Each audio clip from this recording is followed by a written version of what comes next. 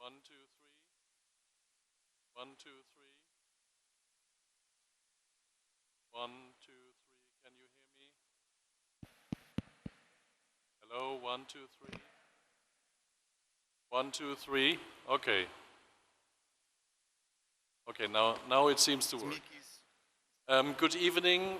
We have a little change in plan. So I'm here with Simon Stiell, Executive Secretary of UN Climate Change. He will give a short remark. We have time for 3-4 questions. And then the COP president will come a little later to do his closing press conference. Without further ado, over to Simon. Thanks a lot, Alex. And good afternoon to all. Good afternoon, good evening. So I will make a brief statement and then open to some questions. So COP30 showed that climate cooperation is alive and kicking, keeping humanity in the fight for a livable planet. And that's despite roaring political headwinds.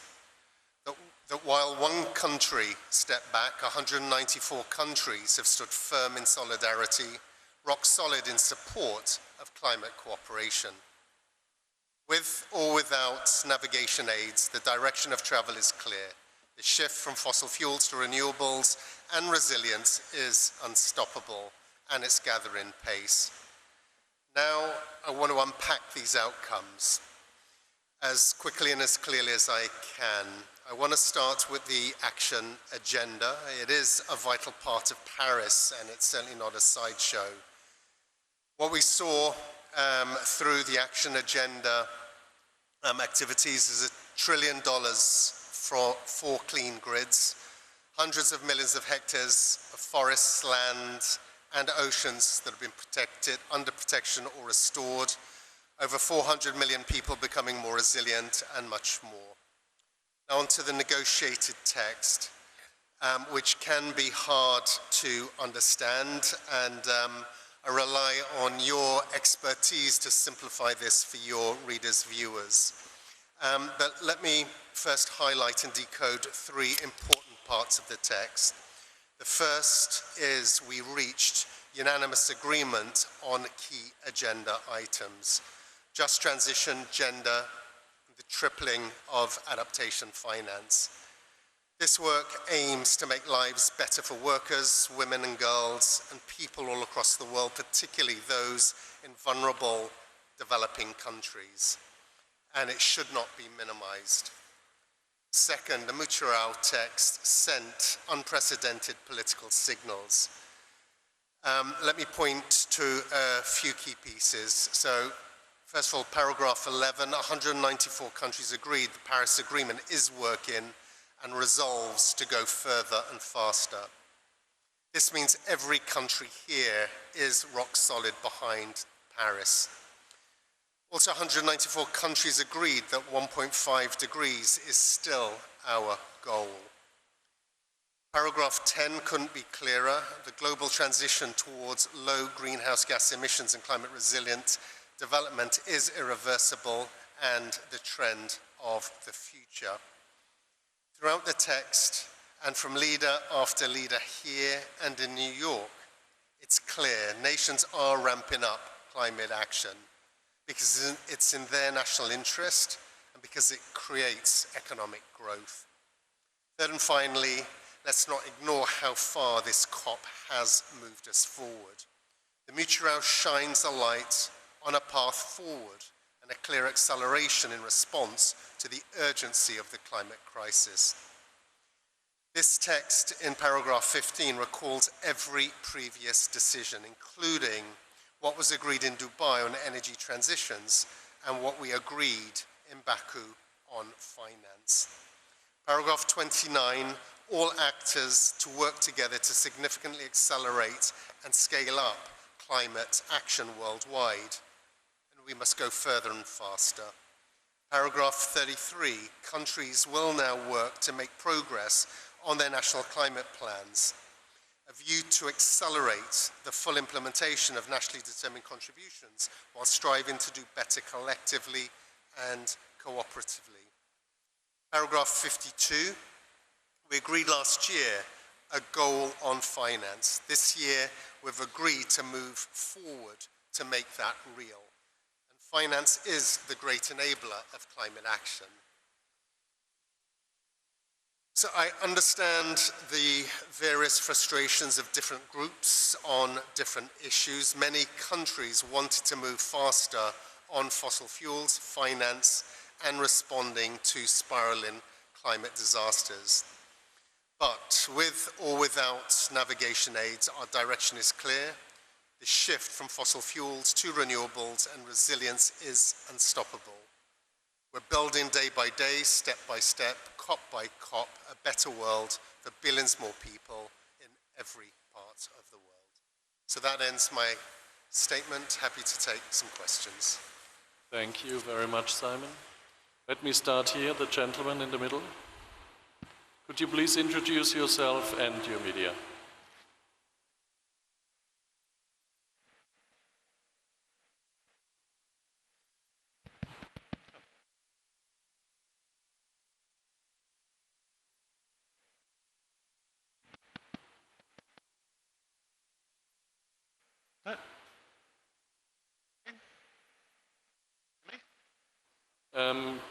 Not really. Can you try again, please? 1, 2, testando. Aqui, ó.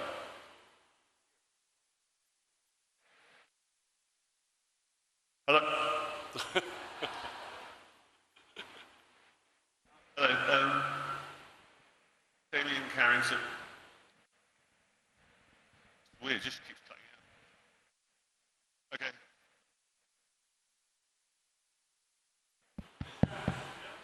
Okay, let's try this one, otherwise we ask you to come closer. No, please. Can you put it? Yeah. Did I come and whisper in my ear? Come sit at the table. It's like a prank. Oh. Okay, I'm going to keep going and hope it keeps working. Hello, yeah, thank you, Damien Carrington from The Guardian. So, Simon, that the message is clear, that the direction of travel is to the end of fossil fuels. The problem is it's not clear to our readers at all, right? Fossil fuels gets mentioned once in 30 years. You know, they just think it's a failure when they see that. I've already got the reactions on social media. My question is, you know, does the UNFCCC, does the COP process have to change so it can't be held hostage by small groups of countries to block progress? Thank you. I think that depends on how you measure progress and success. Certainly if you look inside these halls, you may raise questions, but if you look at the signals that are sent over the past 30 COPs to the real economy, it tells a different story. We have this year renewables surpassing coal use. You have double the investment in renewables than you have in fossil fuels. I think it's estimated this year is 2.2 trillion compared to 1 trillion in fossil fuels.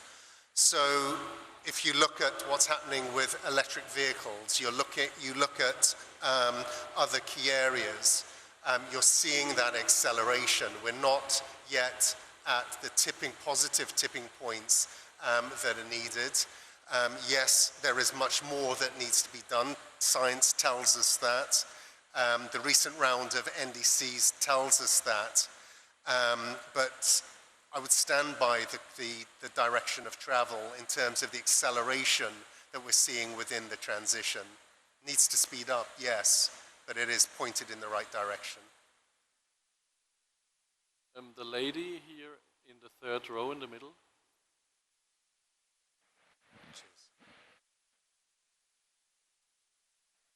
Megan Rowling from Climate Home News.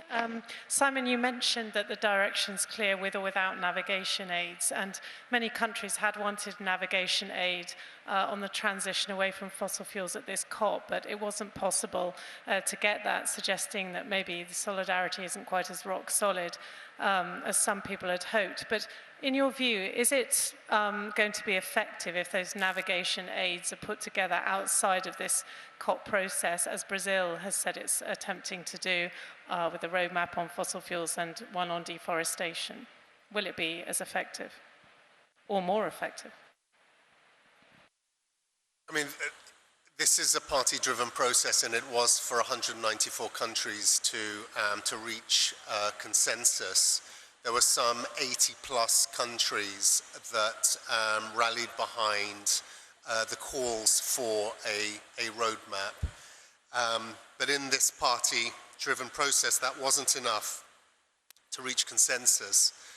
But there are still tools there. The language within the final agreement speaks to a raft of actions that will speed up implementation, get our climate plans, be there NDCs, NAPs,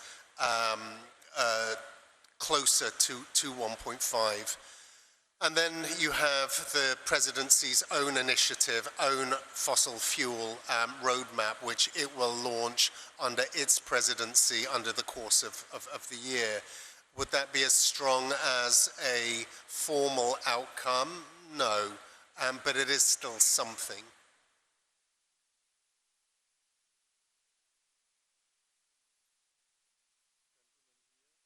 In the first row. Lukas Knigge for Table Briefings. There were some procedural hiccups. Some countries were really mad at being ignored by the presidency and asked for procedural changes to prevent that in the future. What is the UNFCCC going to do to prevent such things? Is there a process started now to in order to meet those or to address those issues? Thank you. No, so the procedural hiccup was clearly noted. The Secretary, we will look at this. We're in the heat of the session, but we will review that. What is absolutely important is all that is done is of the highest integrity, highest levels of transparency. So we will look into that, find out why that occurred, and take the necessary measures to make sure it doesn't happen again. Gentleman in the blue shirt. Seth Borenstein, AP. Given that there was the big push by President Lula and Minister Silva here on transition away from fossil fuels, and now you're going to countries that have not been as vocal about that, was this the last chance for fossil fuel transition away roadmap? And given that, what next needs to be done to build on sort of the modest steps taken here? What are the next steps that you see need to be taken in the next year and in Turkey? Well, I think history tells us that in some of the least expected host countries, we've actually yielded some of the strongest outcomes. Take Dubai and COP28, which made history in the phasing out of the transition away from all fossil fuels. So I don't think the host country in itself is necessarily a determinant as to the strength of ambition or stretch that can be achieved. So I have hope and high expectations for every host country that will be able to maximize the greatest levels of ambition and outcome. And I think we've been able to demonstrate that certainly in recent times. In terms of the what next, we leave here with a clear signal, very, very clear signal, that we have entered that era of implementation. As we move forward now, it is about doing. It is about rolling sleeves up. Countries have set out very, very clearly their nationally determined priorities. most of them with financing requirements, needs clearly articulated. So the focus now is building on all of those texts that have just been gavelled, which speak to how to accelerate, how to the role of international cooperation, the role of finance, the role of capacity building, the role of technology. So we now have, the toolkit is there, we have all of the pieces. It is now in a nationally determined manner to implement, and those who can strive to do more, to do so. Thank you very much. I'll just add one other piece. What is going to be increasingly important as we move forward is the role of the climate action agenda. We will see a lightening, and that's in inverted commas, of negotiated core signature negotiated outcomes. The next big one on our radar would be COP30 and the second GST. But in between there, this focus on bringing the process closer to the real economy and putting that into practice will be the focus area. Thank you. Yeah. Thank you very much. So we close here. If I kindly ask you if you could stay a bit longer, be patient. The COP president is coming. Once he's done in the plenary, it will take a bit of time, but please stay on, and thank you very much. Obrigado.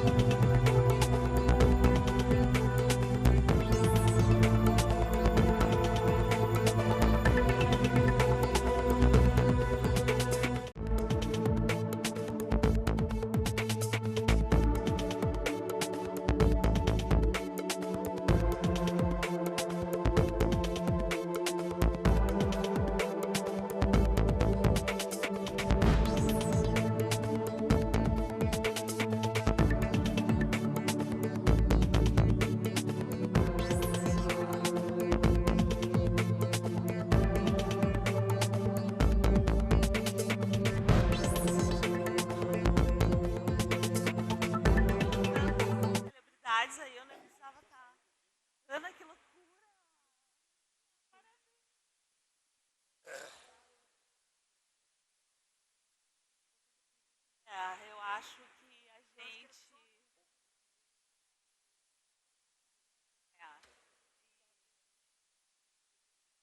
Mas foi que...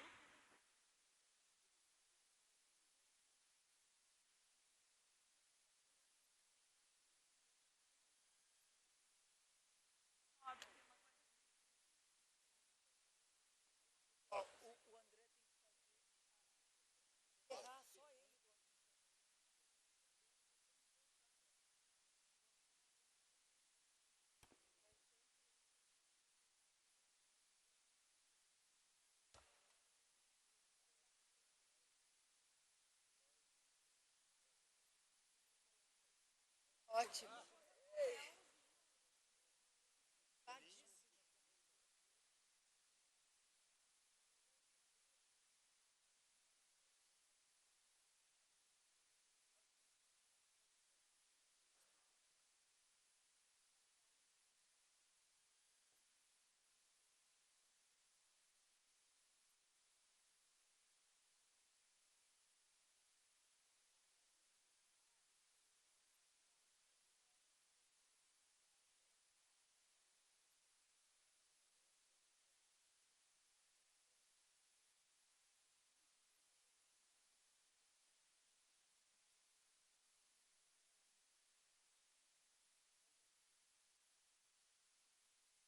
Olá, boa noite a todos e obrigado a todos por se juntarem a nós nessa coletiva de imprensa da presidência da COP30. Conosco hoje nós temos o embaixador André Corrêa do Lago, presidente da COP30, a ministra Marina Silva, ministra do Meio Ambiente e da Mudança do Clima do Brasil, o embaixador Maurício Lírio, secretário para Clima, Energia e Meio Ambiente do Ministério das Relações Exteriores do Brasil, a senhora Ana Toni, CEO da COP30, e a embaixadora Lilian Chagas, negociadora da COP30. E com isso, tenho a honra de passar a palavra para o presidente da COP30. Bom, primeiro, queria agradecer a vocês por terem coberto essa COP de maneira tão intensa, foi o máximo, realmente teve todo tipo de emoção. Depois eu quero ouvir de vocês o que vocês acharam da COP. E minha capacidade de dizer alguma coisa sobre a COP está limitada, porque o sono ainda está longe de ser equilibrado, mas, sincerissimamente, eu acho que a COP30 foi muito, muito boa. E, naturalmente, na medida que a COP avançava, a gente ficava imaginando coisas que a gente podia ter feito, que a gente podia ter desenvolvido, mas, por outro lado, a gente foi vendo o resultado das coisas que a gente tinha previsto. E eu acho que isso é uma das coisas mais legais dessa COP, é que a gente não esperava que ia ter uma reação tão positiva do processo de mobilização que a gente começou em janeiro e que era, na verdade, graças à criação dos círculos, graças à nomeação dos enviados especiais brasileiros e estrangeiros, graças aos 2 campeões, nós tivemos um pouco aquele sonho da gente querer unir o Brasil em torno da ideia da COP30, que acabou acontecendo, né, ministro? Chegamos unidíssimos na COP30, como país. Né?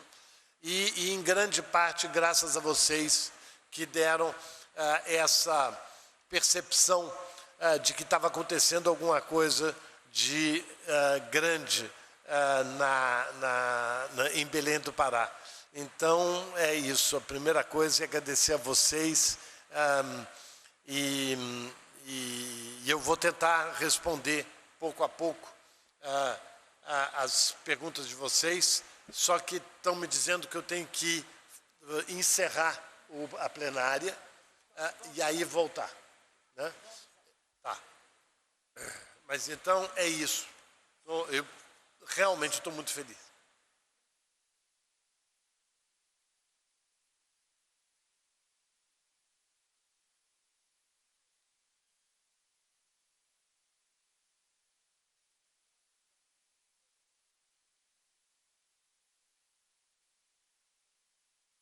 Boa noite. Boa noite a todos.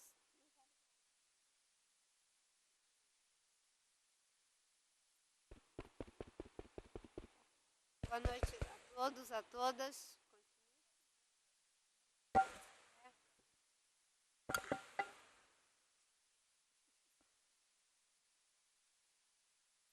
Boa noite a todos, a todas. Primeiro eu quero agradecer a Deus por estarmos aqui e por termos chegado até aqui.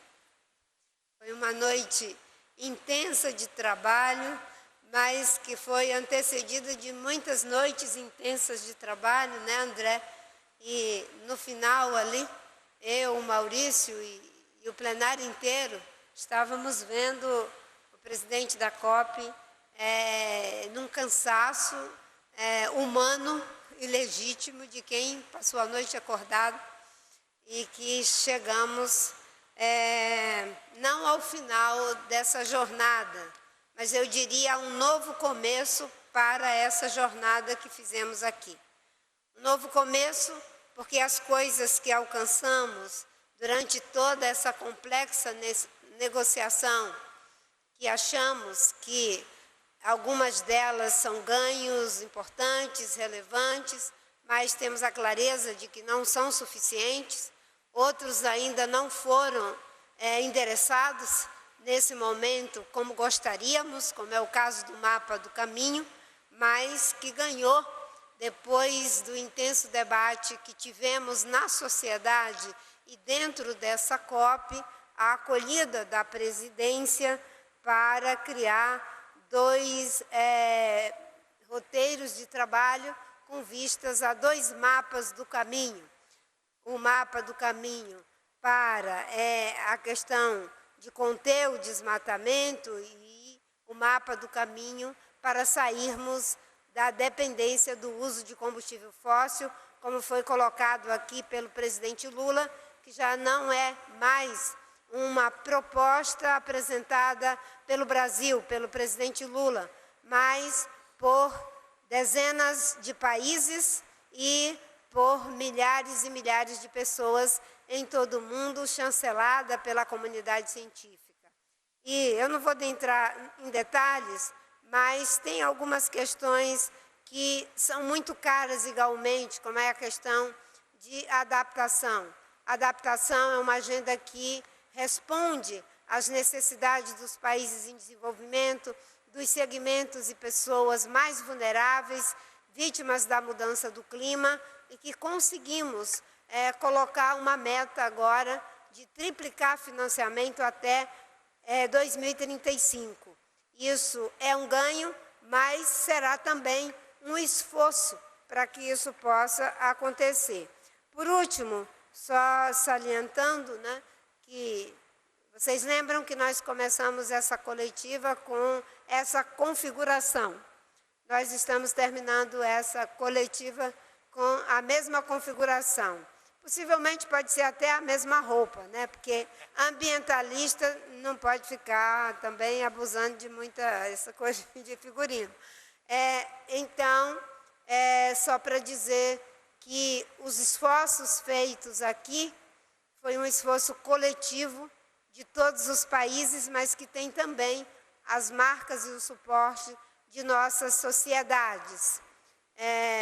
Nós não somos o resultado e o produto daquilo que a vida faz com a gente. A gente é resultado e produto daquilo que a gente faz com aquilo que a vida fez com a gente. E eu acho que o que aconteceu aqui é o resultado e o produto daquilo que nós fizemos com os compromissos da Rio 92, como eu falei ainda há pouco, e que mesmo naquilo que ainda não foi suficiente, nós ganhamos força e mais determinação para tornar suficiente com o sentido de urgência que a mudança do clima precisa, que as florestas precisam, que os mais vulneráveis precisam, e fazer a COP30 na Amazônia, no coração da floresta tropical mais conhecida do mundo, é um lembrete. Aqui foi dado o recado.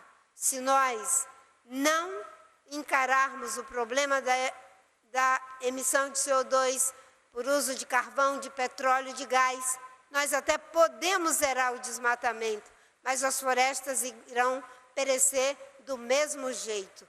E elas perecendo, nós estaremos comprometendo o equilíbrio do planeta. Por isso que debates como o TFFF, a questão de gênero e tantos outros foram muito importantes aqui, e a presença das comunidades indígenas de todos os segmentos.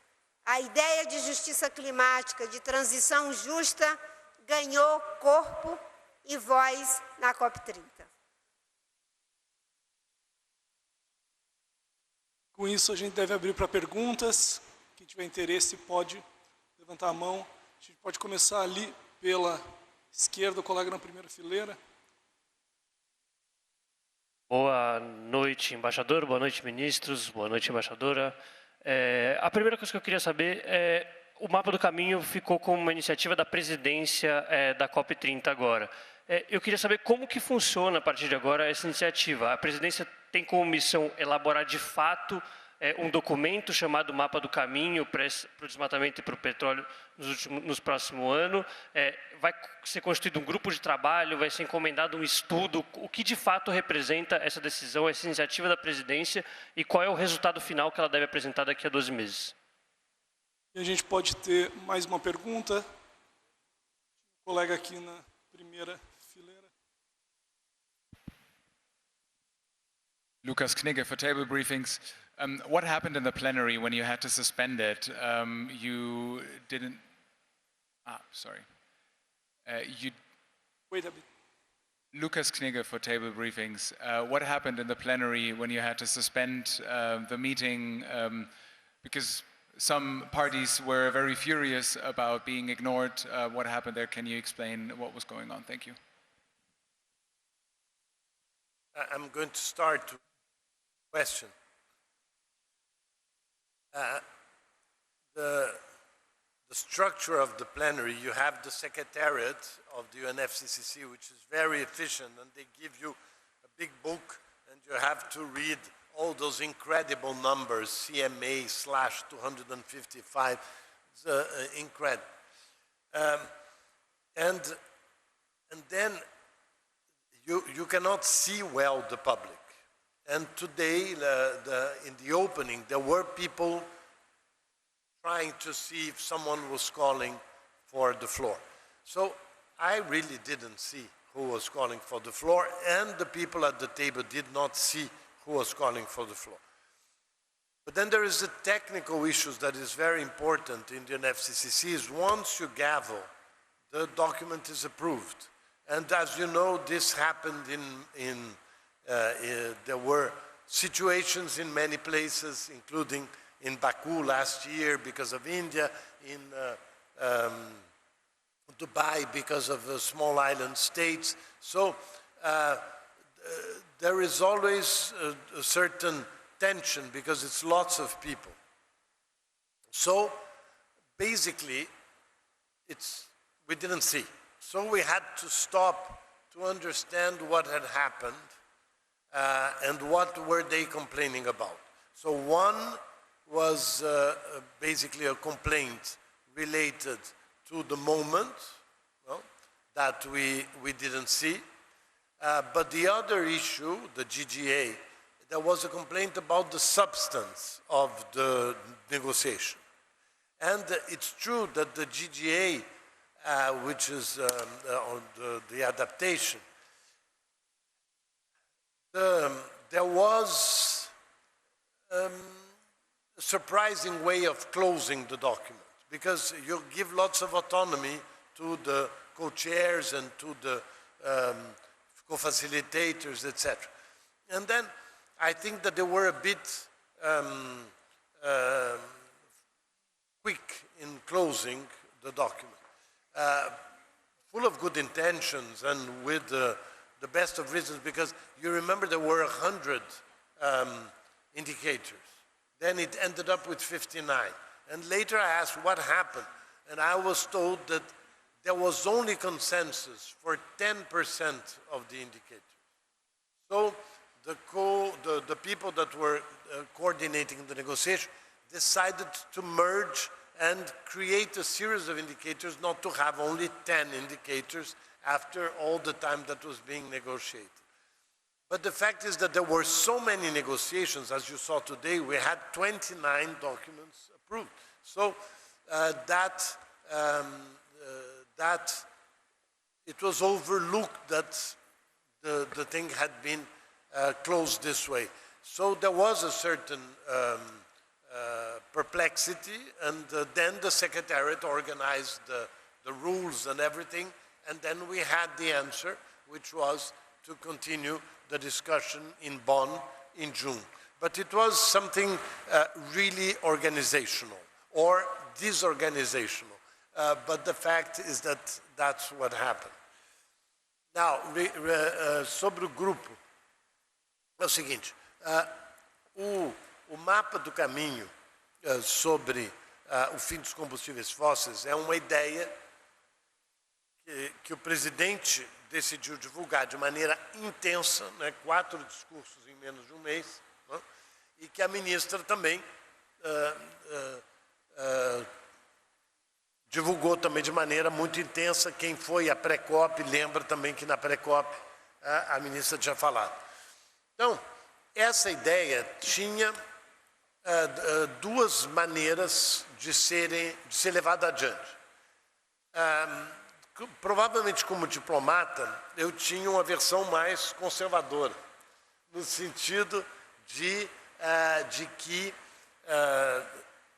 nós imaginávamos que seria muito difícil ter consenso sobre essa história, tendo em vista que, desde que nós aprovamos combustíveis fósseis em Dubai, há uma grande resistência de continuar a discussão do tema. Então, há uma resistência sobre o tema. E havia uma outra possibilidade, que era a de transformar isso numa agenda importante da COP. O que acabou acontecendo é que aconteceram as duas. Primeiro, houve uma imensa divulgação graças aos discursos do presidente, ou seja, o tema se tornou um tema central da COP. E segundo, a gente se deu conta de que, se não houvesse consenso na negociação, a presidência brasileira tinha suficiente autonomia para, não conseguindo consenso, criar o que eu anunciei hoje. E que é o quê? É o seguinte, dentro da convenção, sobre a convenção ou sobre o Acordo de Paris, Vocês viram aí a abertura e fechamento de programas de trabalho, tem várias fórmulas para você abordar os assuntos. Então, ele teria tido um tratamento que, como diz a ministra, seria o mais legítimo, entre aspas, porque ele receberia o aval de toda a conferência. Não podendo obter esse aval, tendo em vista que estava um placar, assim, tipo 85 a 80, que a gente mais ou menos identifique, e, como vocês sabem, tem que ser 195 a 0, então, a gente decidiu desenvolver, e a gente vai desenvolver na presidência brasileira, um trabalho sobre o que há de mais alta qualidade de análise desse esforço de você se afastar dos combustíveis fósseis, que é a fórmula que saiu de Dubai, ou seja, ela tem a legitimidade de que já saiu em Dubai, né? Só que não saiu pedindo um grupo, uma força-tarefa ou um mapa do caminho. Então, nós vamos começar convidando as maiores entidades de energia do mundo, e é muito interessante que as maiores entidades de energia do mundo são fora das Nações Unidas, porque o tema de energia é tão geopoliticamente carregado e é tão economicamente importante que você não tem, dentro das Nações Unidas, uma organização que cuide de energia, a não ser a de nuclear, porque tem a dimensão de não proliferação, né? Então, é uma coisa política. Mas você pega a Agência Internacional de Energia, foi inicialmente criada dentro da OCDE, você tem a IRENA, que é a Agência Internacional de Renováveis, você tem a de biocombustíveis na Índia, você tem a Solar, que também, aliás, é na Índia, e várias outras organizações, e a própria OPEP, que também tem muita pesquisa sobre o tema. Então, nós vamos juntar a maior inteligência possível sobre energia fóssil e, de certa forma, organizar essa informação através de reuniões, através de seminários e através de estudos, e que permita que, no período curto de 11 meses e meio que a gente vai ter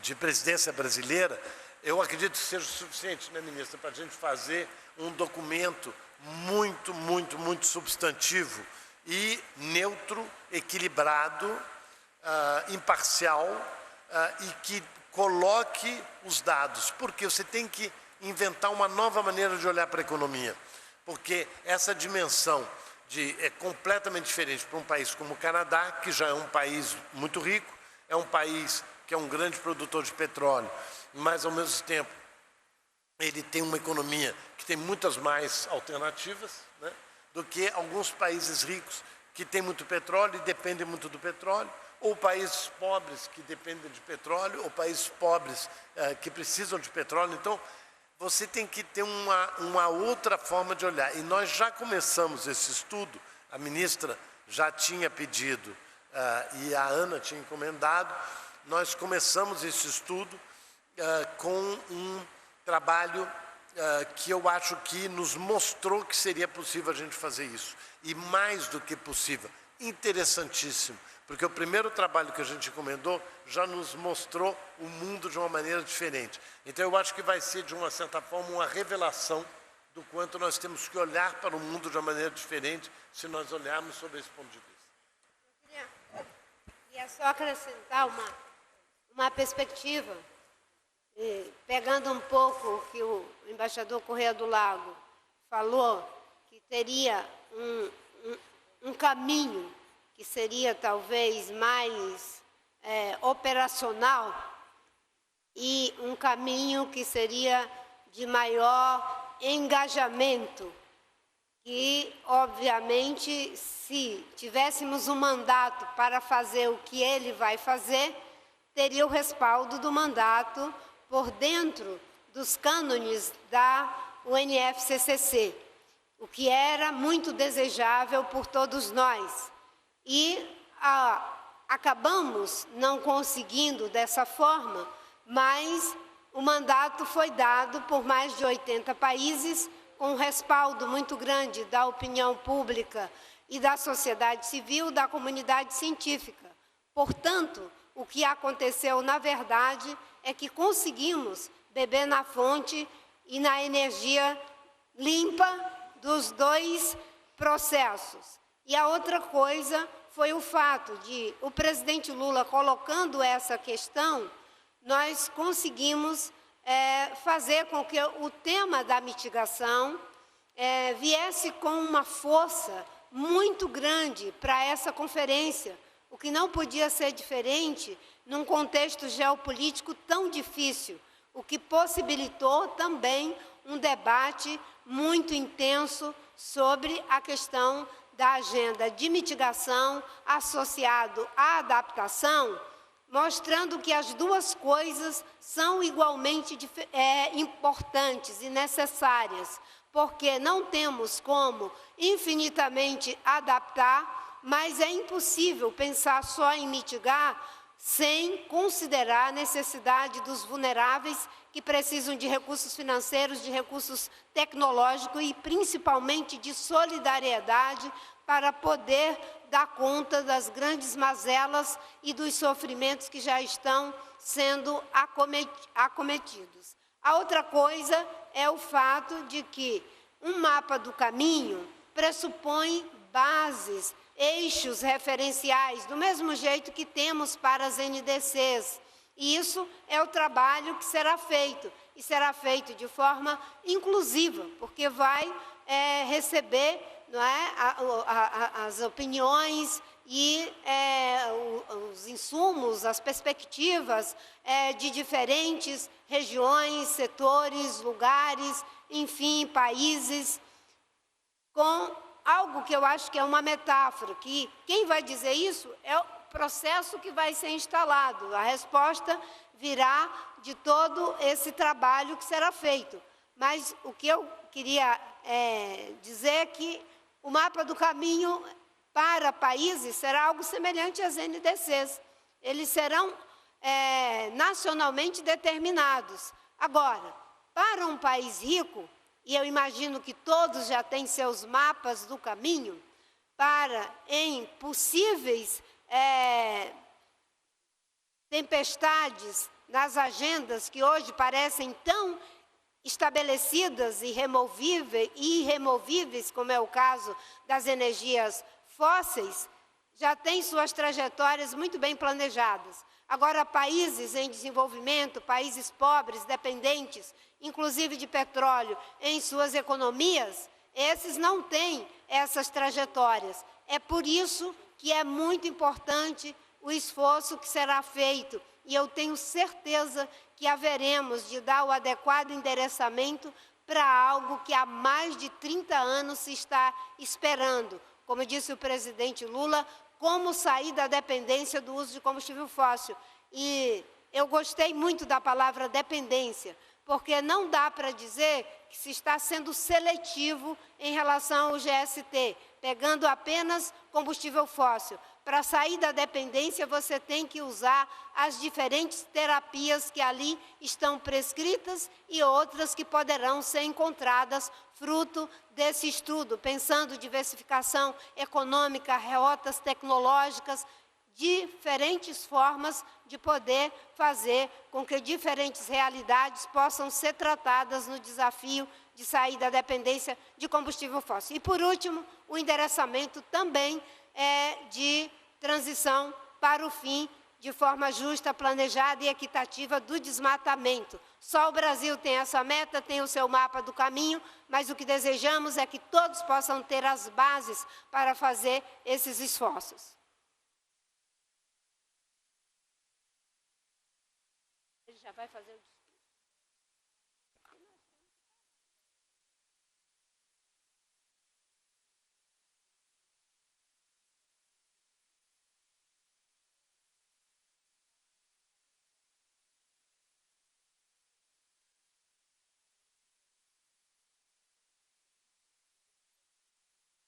consegue ter mais 2 perguntas. Quem tiver interesse pode levantar a mão conosco aqui. A gente pode ir para o colega ali na terceira fileira.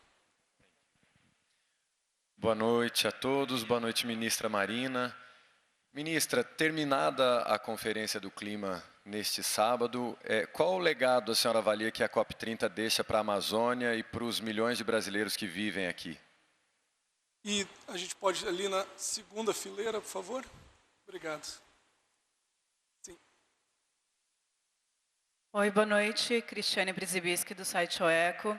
Eu gostaria de saber um pouquinho mais do mapa do caminho, se vocês ainda pretendem, de que forma, integrar esses países que formaram a coalizão, liderada pela Colômbia, e como que vocês pretendem que esse documento seja legalmente vinculante, sendo que ele está correndo por fora das negociações?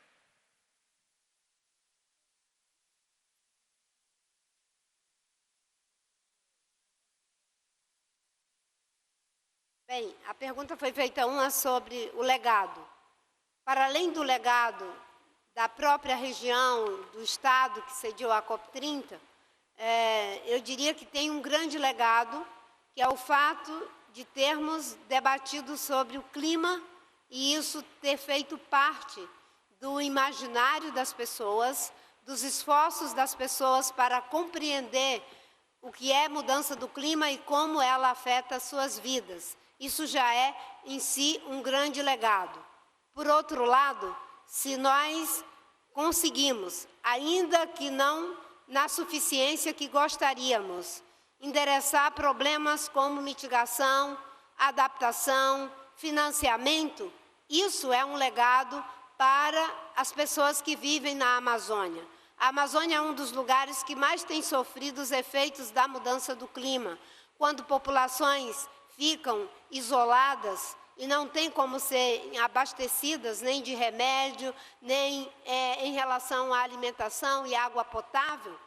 Para se ter uma ideia, uma cesta básica que custa R$500, R$400, tem que chegar numa comunidade, às vezes, a R$2.500, em função de toda uma infraestrutura logística para poder alcançar essas comunidades.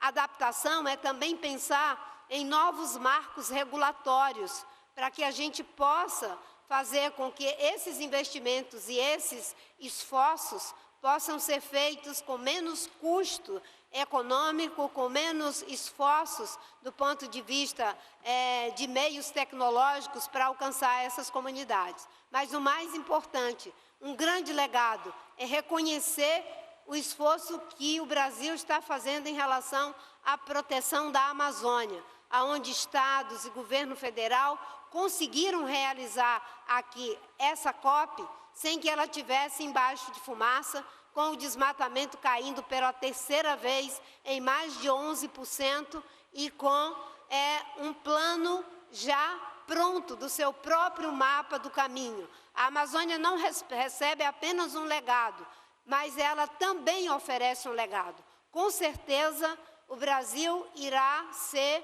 uma referência para mapas do caminho em outros lugares e em outras regiões do mundo, salvaguardando os diferentes contextos e realidades em termos de conformação florestal. Aporta também o grande legado do TFFF, um mecanismo financeiro que lida com a lógica do financiamento no lugar da doação e estabelece formas de fazer com que recursos públicos investidos na proteção da floresta, da biodiversidade, possam alavancar recursos privados. Tem o grande legado, tem o legado tangível e o legado intangível de tantas formas de manifestar, né? Gentileza, capacidade de acolher as pessoas que o povo da Amazônia sabe e é capaz de fazer. Como eu disse, né, nós oferecemos o que havia de melhor, e o que havia de melhor são as nossas paisagens, as nossas belezas acústicas, as nossas belezas imagéticas, as nossas belezas pictóricas. A Amazônia é uma explosão de vida e de beleza, que é até uma distração a gente olhar para outros lados. Ana, por favor. Boa noite, pessoal. Como a gente tem começado todas, acho que foi desde dia 11, né, Rubens, que a gente tem feito essas press conferences. Era 94 NDCs quando a gente começou aqui a COP, e agora nós estamos com 122 NDCs hoje. Então, a gente, até durante a COP, a gente viu novas NDCs chegando, isso é muito bom. Queria responder a pergunta sobre o legado que foi feita. Quando eu olho para essa COP, eu acho que a COP30 deixa um recado muito claro para a comunidade internacional e nacional, e a gente conseguiu dar passos firmes no multilateralismo climático nessa COP. A gente chegou na COP numa geopolítica muito, muito, muito delicada, muito difícil, e a comunidade, com todos os percalços que estiveram, a comunidade internacional chegou aqui em Belém, veio para Belém, trouxe uma solidariedade muito grande com todos nós e conseguiu aprovar 29 textos, conseguir consenso com 195 países neste momento da geopolítica, num tema que a gente sabe que não tem consenso no mundo, que é a mudança do clima. Então, acho que esse é um grandíssimo legado da COP30. O segundo legado é a agenda de ação na implementação. Foram 120 planos de aceleração na área de combustível sustentável, comércio, mercado de carbono, indústria verde, com todo mundo participando. Então, acho que a agenda de implementação, o TFFF também na nossa agenda de ação. Terceiro legado que eu quero mencionar, a ministra já mencionou, é a agenda de adaptação. Eu acho que nessa COP a gente colocou a agenda de adaptação em um outro patamar de qualquer outra COP, aprovando, por exemplo, triplicar o financiamento para adaptação através de provisão 2035. Esse é um marco que, assim, para muitíssimos países em desenvolvimento, tem tido essa tentativa há muitas COPs, de colocar a adaptação no mesmo nível. E acho que isso vai ficar uma marca, porque acho que daqui para frente, junto com atores como as cidades e os estados, os planos de adaptação, não só no Brasil, no mundo inteiro, vai ficar realmente muito grande. E acho que a Lilian talvez queira complementar, acho que teve muitos legados, né, Lilian? Também para o Brasil, colocando, por exemplo, mulheres e meninas afrodescendentes no texto de gênero, e colocando oceano também em outro patamar.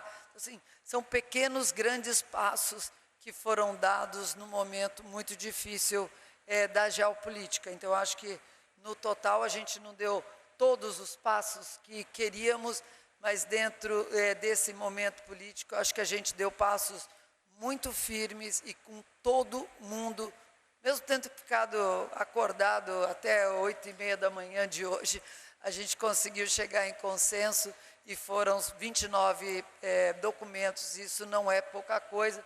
E aí a nossa... Eu queria só, antes de passar para a Lília, uma coisa que às vezes não é fácil de entender é a agenda de sinergia, da sinergia entre as 3 convenções. No momento em que a Convenção do Clima volta para o Brasil, o lugar aonde nasceu, nós conseguimos também endereçar uma questão que nos é muito cara aqui para o Brasil.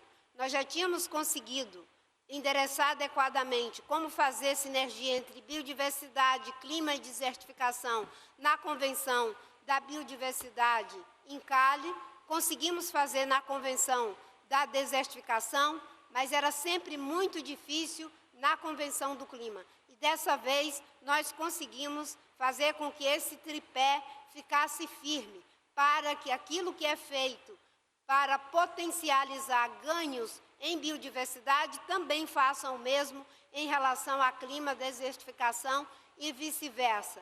E também a questão de povos indígenas, que sempre reivindicam que eles sejam vistos como fatores que, digamos, também contribuem os seus modos de vida como meios que ajudam no enfrentamento da mudança do clima. Outra coisa importante, nós tínhamos aqui na Zona Azul 300 indígenas credenciados dentro da Zona Azul, coisa que nunca aconteceu em nenhuma convenção. E isso tudo é parte desse legado, né? E como a Ana disse, né? Num contexto geopolítico tão desafiador, durante todo esse percurso, nenhum país saiu do Acordo de Paris. E ele está firme e de pé para os grandes desafios que haveremos de enfrentar daqui para frente. Mas a Aline, nossa, é negociadora, é muito bom ter uma mulher nesse lugar, muito obrigada. E também cumprimentando aqui o embaixador Maurício, que foi responsável por uma saída muito criativa, colaborativa e solidária para a sede da próxima COP. Boa noite a todos. Acho que a ministra Ana já comentaram várias, né, das conquistas na frente negociadora. Eu destaco nessa decisão do mutirão 3 elementos que são muito importantes e que, para dentro do processo do clima, vão marcar essa COP. O esforço para triplicar o financiamento para adaptação, né? Isso é uma conquista, até 2035, que os países de menor desenvolvimento buscavam com muita força e conseguiram. A questão, né, foi criado um acelerador global de ação climática totalmente focado no objetivo de temperatura do Acordo de Paris, né? Esse acelerador global ele vai ensejar várias atividades e iniciativas que vão ajudar os países a implementarem as suas políticas climáticas de uma maneira mais rápida, mais efetiva, canalizando recursos. Então, o lançamento de um acelerador também é uma novidade no sistema.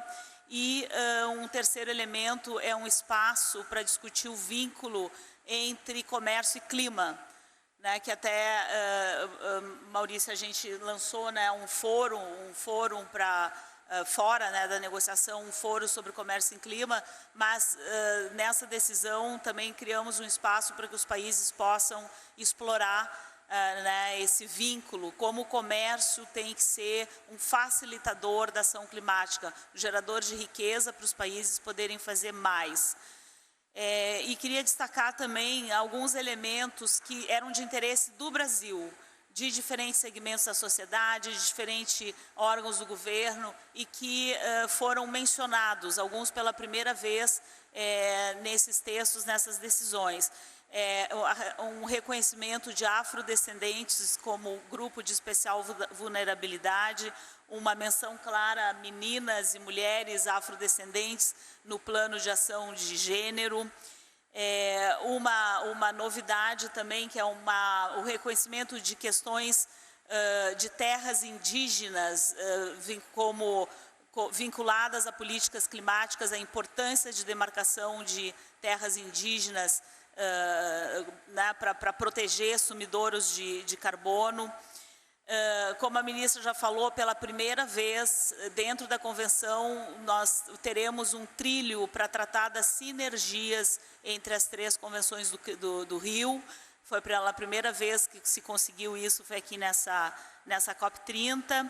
E também uma decisão que nós costuramos por fora, que não estava exatamente na agenda, foi uma agenda antiga que o Brasil resgatou, a colocação de representantes de comunidades locais dentro da plataforma de comunidades locais e povos indígenas da Convenção do Clima. Também foi aprovada isso. Além de todas as questões sistêmicas que foram aprovadas, né, como uma um compromisso muito forte com atingir a meta de financiamento global de 300 bilhões por ano, o triplicar o que é destinado para adaptação também, como eu já falei no começo, os indicadores para adaptação que vão ajudar os países a balizar o quanto que eles estão conseguindo progredir nessa agenda e direcionar as suas políticas públicas e seus investimentos para áreas mais específicas. E queria destacar também uma coisa que eu nunca falei para vocês, mas no primeiro dia da conferência foi aprovado o orçamento da Convenção do Clima. Né? É um orçamento da ordem de 82 milhões de euros por 2 anos, e foi uma das únicas agências assim, do sistema ONU, né, que teve um aumento real no seu orçamento. Então, para uma COP que se queria ser reconhecida como fortalecendo o sistema multilateral, ela já abriu aprovando, né, o orçamento para esses sistemas todos, essas ferramentas todas poderem funcionar com um aumento real de 10% e mais no final, né, das 2 semanas, quase 30 decisões, algumas decisões que não tinham evolução há vários anos, como a decisão sobre diretrizes para os políticas nacionais de adaptação, NEPs em inglês, não tinha resultado há muitos anos, aqui teve. Então, o que a gente viu, o que se confirmou na COP30 foi uma determinação dos países de usar esse espaço para tomar decisões que orientam os seus esforços de combate à mudança do clima. Mas acho que o Maurício também pode dar uma visão geral. Ah, sim. Outra vitória, né, os resultados eles estão muito voltados para demandas dos países mais vulneráveis. E isso é muito importante, porque é uma COP no Brasil, na Amazônia, um país em desenvolvimento, e grandes ganhos foram para esse grupo de países. Então, foi aprovado aqui um programa de trabalho de transição justa, algo que não tinha se conseguido na última COP, na COP29 não houve acordo, e uma das questões mais polêmicas era a criação de um mecanismo para a transição justa dentro do regime do clima, que era uma demanda da sociedade civil de todos os países em desenvolvimento. Foi uma posição fechada dentro do G77 mais China, né, que é o maior grupo negociador, reúne 134 países em desenvolvimento, e esse mecanismo foi instituído dentro dessa decisão, e ele vai, então, ser uma institucionalidade, né, um órgão mais permanente que os países poderão recorrer para fazer políticas de transição justa, seja para as pessoas, para infraestrutura. Então, foram realmente resultados bastante robustos, considerando os tempos difíceis aí que já foram comentados. Com isso, a gente encerra a nossa última coletiva de imprensa aqui da COP30. Agradecer a todos a presença e o interesse.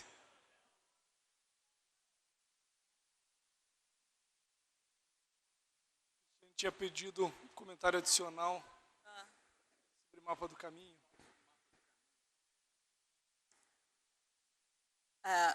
Você quer repetir ligeirinho a pergunta?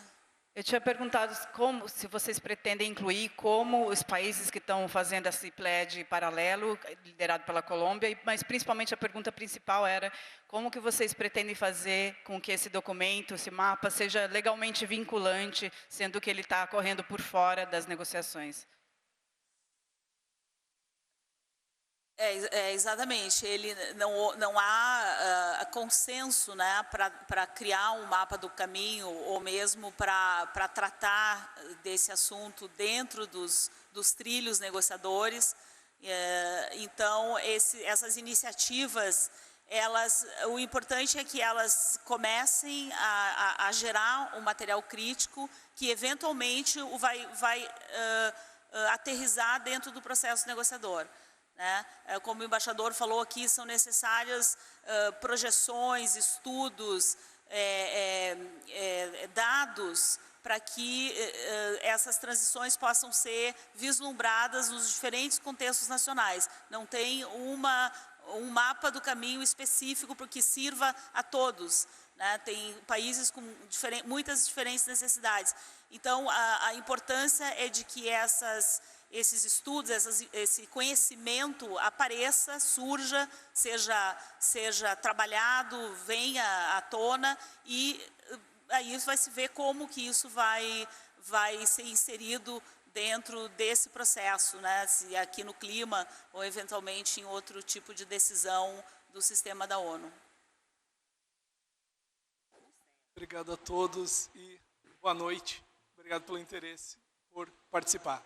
Obrigado.